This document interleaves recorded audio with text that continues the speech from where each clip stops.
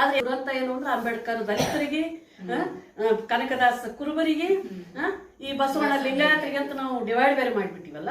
ನೋಡ್ರಿ, ಬಸವ ತತ್ವ ನಮಗ್ ಬದುಕ್ಲಿಕ್ಕೆ ಹಸ್ತದ. ನಾನು ಯಾವಾಗಲೂ ಗಮನಿಸಿದ್ದೇನು, ನಾ ಹೆಂಗ್ ಬದುಕಬೇಕು ಅಂತ ನನಗೆ ಬದುಕ್ಲಿಕ್ಕೆ ಕಲಿಸ್ತದ. ಆಮೇಲೆ ಹೊಸ ಬದುಕನ್ನು ಪರಿಚಯ ಮಾಡ್ಲಿಕ್ಕೆ ಕಲಿಸ್ತದ. ಈಗ ನಮ್ಮೂರ ಸುದ್ದಿ ಅನ್ನುವಂಥ ವಿಶೇಷ ಸಂಚಿಕೆಯ ಕಾರ್ಯಕ್ರಮ. ಇಂದು ನಾವು ಬೀಳಗಿಯ ಶ್ರೀಮತಿ ರಜಿಯಾ ಬಳಬಟ್ಟಿ ಅವರನ್ನೇನು ಅಂತಂದ್ರೆ ಸಂದರ್ಶನ ಮಾಡ್ತಾ ಇದ್ದೀವಿ. ಇವರು ಮೂಲತಃ ಬೀಳಗಿಯವರಾದ್ರೂ ಕೂಡ ನಾಡಿನಾದ್ಯಂತ ಏನು ಅಂತಂದ್ರೆ ಆಧುನಿಕ ಕನ್ನಡ ಸಾಹಿತ್ಯ ಅಥವಾ ಮಹಿಳಾ ಸಾಹಿತ್ಯದಲ್ಲಿ ತಮ್ಮದೇ ಆದಂತಹ ಒಂದು ವಿಶೇಷವಾದಂತಹ ಛಾಪನ್ನು ಮೂಡಿಸುವ ಮೂಲಕ ನಾಡಿನಾದ್ಯಂತ ಗುರುತಿಸಿಕೊಂಡಂತಹ ಲೇಖಕಿಯಾಗಿದ್ದು, ವಿಶೇಷವಾಗಿ ಇವರು ಬಸವ ತತ್ವದ ಅನುಯಾಯಿಯಾಗಿದ್ದು, ಅದರ ಪ್ರಭಾವಕ್ಕೊಳಗಾಗಿ ನಾಡಿನಾದ್ಯಂತ ಬಸವ ತತ್ವವನ್ನು ಪ್ರಸಾರ ಮಾಡುವಂತ ನಿಟ್ಟಿನೊಳಗಡೆ ತಮ್ಮದೇ ಆದಂತಹ ಕೆಲಸ ಕಾರ್ಯಗಳನ್ನ ನಿರ್ವಹಿಸ್ತಾ ಇದ್ದಾರೆ. ಆ ಕಾರಣಕ್ಕಾಗಿ ಈ ಕಾರ್ಯಕ್ರಮಕ್ಕೆ ಶ್ರೀಮತಿ ರಜಿಯಾ ಬಳಬಟ್ಟಿ ಅವರನ್ನ ವಿಶೇಷವಾಗಿ ಸ್ವಾಗತಿಸುತ್ತಾ ಅವರನ್ನ ಬಸವ ತತ್ವದ ಕುರಿತಾಗಿ ನಿಮ್ಮೊಂದೆರಡು ಅನಿಸಿಕೆಗಳನ್ನು ಹೇಳಬೇಕು ಅಂತ ಹೇಳ್ತಾರೆ. ಅದು ಹೆಂಗೆ ನಿಮ್ಮನ್ನ ಪ್ರಭಾವಿಸ್ತದೆ? ಬಯಸಿ ಬಂದುದು ಅಂಗಭೋಗ, ಬಯಸದೆ ಬಂದುದು ಲಿಂಗಭೋಗ ಅನ್ನುವಂಥ ವಚನಕಾರರ ಹಿನ್ನೆಲೆಯಲ್ಲಿ ಇವತ್ತಿನ ನಮ್ಮೂರ ಸುದ್ದಿ ಅನ್ನುವಂಥ ಈ ಚಾನಲ್ದಲ್ಲಿ ಬಹಳ ಅನಿರೀಕ್ಷಿತವಾಗಿ ಇರುವಂಥ ಒಂದು ವೇದಿಕೆ ನನಗೆ ಸಿಕ್ಕದ್ದಕ್ಕೆ ಎಲ್ಲ ಬಳಗಕ್ಕೆ ನಾನು ಮೊದಲು ಶರಣಾರ್ಥಿ ಹೇಳ್ತೀನಿ. ಮೊಟ್ಟ ಮೊದಲು ನನಗೆ ಕನ್ನಡದ ಪ್ರೀತಿಯನ್ನು ಹಚ್ಚಿದವರು ಡಾಕ್ಟರ್ ಶ್ರೀರಾಮ್ ಮಿಟ್ಟಣ್ಣವರವರು, ಸಾಹಿತ್ಯದ ಪ್ರೀತಿಯನ್ನು ಹಚ್ಚಿದವರು ಡಾಕ್ಟರ್ ಪಟ್ಟಣ ಶೆಟ್ಟಿಯವರು, ಬಸವ ತತ್ವದ ಬಗ್ಗೆ ಪ್ರೀತಿಯನ್ನು ಹುಟ್ಟಿಸಿದವರು ಡಾಕ್ಟರ್ ಎಂ ಕಲಬುರ್ಗಿ ಅವರು. ಈ ಮೂವರನ್ನ ನಾನು ಎಲ್ಲ ವೇದಿಕೆಗಳಲ್ಲಿ ನೆನಪು ಮಾಡ್ಕೋತಾ ಇದ್ದೀನಿ. ಅದ್ರ ಜೊತೆಗೆ ಬಸವ ತತ್ವದ ಮೇಲೆ ಯಾಕೆ ನನಗೆ ಪ್ರಭಾವ ಆಯಿತು ಅಂತಂದ್ರೆ, ನಾವು ಎಮ್ಮೆದೊಳಗ ಬಸವರಾಜ ದೇವರ ರಗಳೆ ಅನ್ನುವಂಥದ್ದೇನಿತ್ತಲ್ಲ, ಅದು ಇಷ್ಟು ಚಂದ ಪಾಠ ಹೇಳ್ತಿದ್ರು ಗುರುಗಳು ಅಂತಂದ್ರೆ, ಅದು ಬಹಳ ನಮಗೆ ಸರ್ ಪಾಠ ಮಾಡ್ತಾ ಅಳ್ತಿದ್ರಿ. ಅಂದ್ರೆ ಅಷ್ಟೊಂದು ಅವರಿಗೆ ಪ್ರಭಾವ ಆಗಿತ್ತು. ನಾವ್ಯಾಕೆ ಬಸವ ತತ್ವವನ್ನು ಓದಬಾರ್ದು ಅಂತೇಳಿ ಅದೇ ಸಮಯಕ್ಕೆ ನಾನು ಎಮ್ ಎಲ್ಲಿದ್ದಾಗನೇ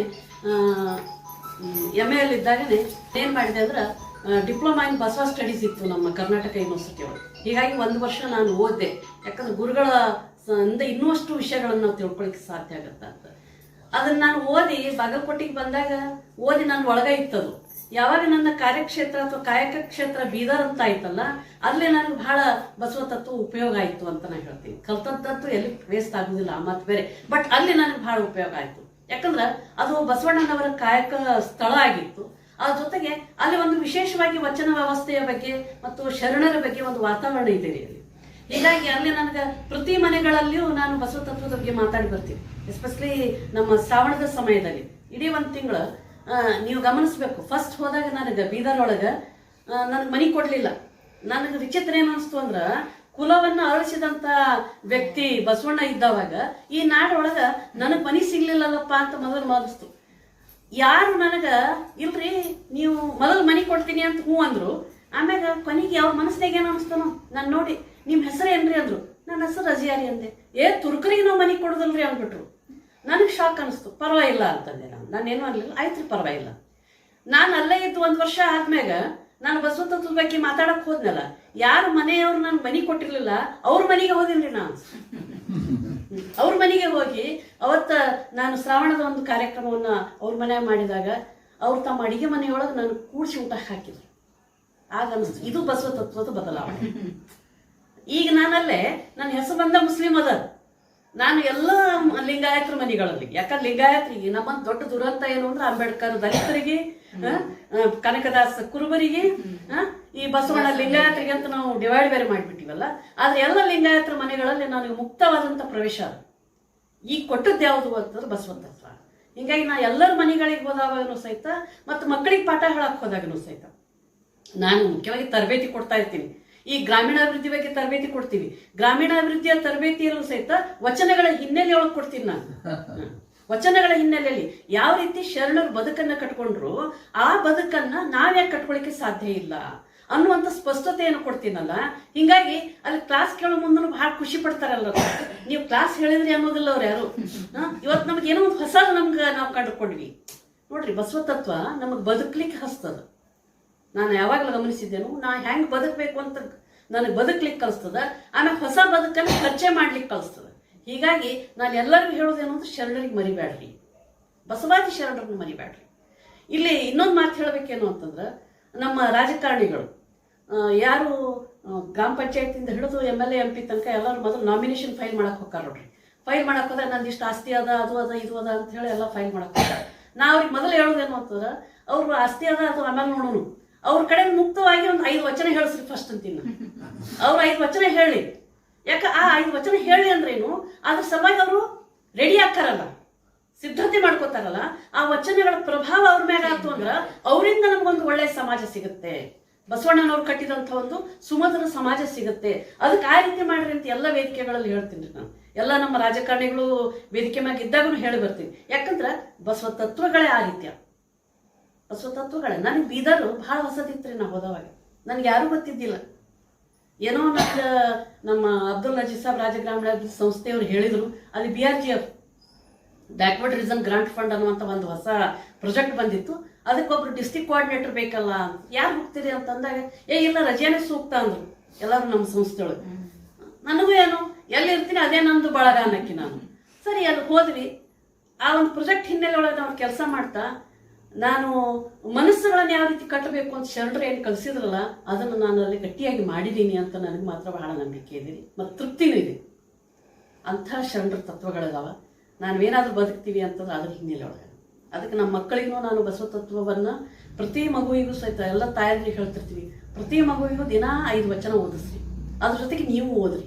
ಬಿಡ್ರಿ ಅದು ಮುಂಜಾನೆ ಅದ ಕೂಡಲೇ ಸುಮ್ಮನೆ ಅವರು ನಾಮ ಪಡ್ಕೊಂಡು ಬಂದು ಇವತ್ತಿನ ಭವಿಷ್ಯ ಹಂಗದ, ಇವತ್ತಿನ ರಾಶಿ ಹಂಗದ, ಅದ್ರೊಳಗೇನಿಲ್ಲ ಧರ್ಮ ಏನಾರ ಐತಿ ಬದುಕು ಅಂತ ನಮ್ಮ ವಚನಗಳಲ್ಲಿ ಐತಿ.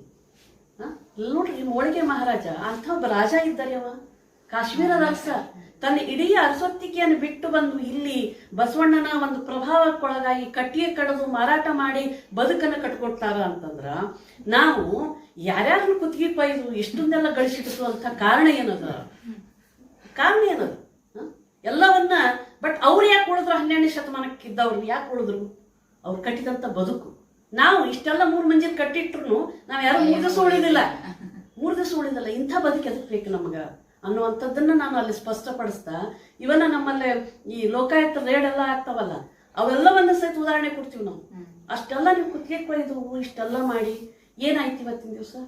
ಇಡೀ ರಾಜ್ಯದಾದ್ಯಂತ ನಿಮ್ಗೆ ಪಬ್ಲಿಸಿಟಿ ಆಯ್ತು. ಏನು ತಿಂದ ಅಂತ ನೋಡ್ರಿ. ಆದ್ರೆ ಶರಣರು ಇನ್ನೊಂದಿಲ್ಲಿ ಗಮನಿಸ್ಬೇಕೇನಂದ್ರೆ, ಬಸವಣ್ಣ ಪ್ರಧಾನಮಂತ್ರಿಯಾಗಿದ್ದ, ಅದ್ರ ಜೊತೆಗೆ ಹಣಕಾಸು ಮಂತ್ರಿಯಾಗಿದ್ದರು. ಅವ್ರ ಜನ್ರೇಷನ್ ಬಾಗೇವಾಡಿ ಒಳಗದ. ನಾವು ಅವ್ರಿಗೆ ಹೋಗಿ ಭೇಟಿಯಾಗಿದ್ವಿ. ಅಲ್ಲೊಬ್ರು ಅಮ್ಮ ಇದ್ರಿ. ಅಮ್ಮ, ನಿಮ್ಗೆ ಬಸವಣ್ಣ ಅವ್ರ ಬಗ್ಗೆ ಏನದ ಅಭಿಪ್ರಾಯ ಅಂತ ನಾ ಕೇಳಿದೆ. ಅಯ್ಯ, ಅವೇನು ಮಾಡ್ಯಾನ ಬಸವಣ್ಣ? ಯಾಕಂದ್ರೆ ನೋಡ್ರಿ, ಬಸವಣ್ಣ ಬ್ರಾಹ್ಮಣತ್ವವನ್ನು ದಿಕ್ಕಸಿ ಹೊರಗೆ ಬಂದ್ರಲ್ಲ, ಅದು ಮೊದಲನೇ ಇಫೆಕ್ಟ್. ಆಮ್ಯಾಗ ಅವ ಅಟ್ಟೆಲ್ಲ ಇದ್ರ ಖರೆ ನಮಗೇನು ಮಾಡಿದವ ಅಂದ್ರೆ, ನಮ್ದು ಈ ಮನಸ್ಥಿತಿಗಳು ಹೆಂಗಾಗ್ಯಾವ ಅಂತಂದ್ರೆ ಗಂಟಿಟ್ಟು ಹೋಗ್ಬೇಕು, ಆಗ ನಾವು ಒಪ್ಕೋತೀವಿ ಅನ್ನುವಂಥ ಮನಸ್ಥಿತಿಗಳು ಬಂದವ. ಆದ್ರೆ ಶರಣರು ಎಂಥ ಸಮಾಜವನ್ನು ಕಟ್ಟಿದ್ರಾಗ ಅನ್ನುವಂಥ ಹಿನ್ನೆಲೆ ಒಳಗೆ ನಾವು ಹೋದ್ವಿ ಅಂತಂದ್ರೆ ನಿಜವಾಗಿಯೂ ಭಾಳ ಖುಷಿ ಅನಿಸ್ತದೆ. ಮೈ ರೋಮಾಂಚನ ಆಗುತ್ತೆ ಶರಣರ ಬಗ್ಗೆ. ಎಲ್ರು ನಿಜ ಬಸವ ತತ್ವವನ್ನು ಈ ನಾಡಿನೊಳಗೆ ಅಥವಾ ಈ ಮನುಕುಲಕ್ಕೆ ಬಸವ ತತ್ವ ಅನ್ನುವಂಥದ್ದು ಹೆಂಗೆ ಬೇಕು ಅನ್ನುವಂಥದ್ದನ್ನು ಪ್ರತಿಪಾದನೆ ಮಾಡ್ತಾ, ಅದನ್ನೇನು ಅಂತಂದ್ರೆ ನಾಡಿನ ಉದ್ದಗಲಕ್ಕೂ ಏನು ಅಂತಂದ್ರೆ ಪ್ರಚಾರ ಪಡಿಸ್ತಾ ಇರುವಂಥ ಇಂಥ ಮಹನೀಯರನ್ನೇನು ಅಂತಂದ್ರೆ ಸಂದರ್ಶಿಸಿದಂಥ ಸಾರ್ಥಕ್ಯ ಇವತ್ತಿನ ದಿನ. ನೀವು ಇಂಥ ಒಂದು ಕಾರ್ಯಕ್ರಮಕ್ಕೆ ತಾವು ಬಂದಿದ್ದೇನು ಅಂತಂದ್ರೆ ನಮಗೆ ಸಂತೋಷ. ಹಾಗಾಗಿ ಈ ನಮ್ಮ ಸುದ್ದಿ ಬಳಗದ ಪರವಾಗಿ ಏನು ಅಂತಂದ್ರೆ ತಮಗೆ ಅನಂತವಾದಂಥ ಧನ್ಯವಾದ. ಶರಣ.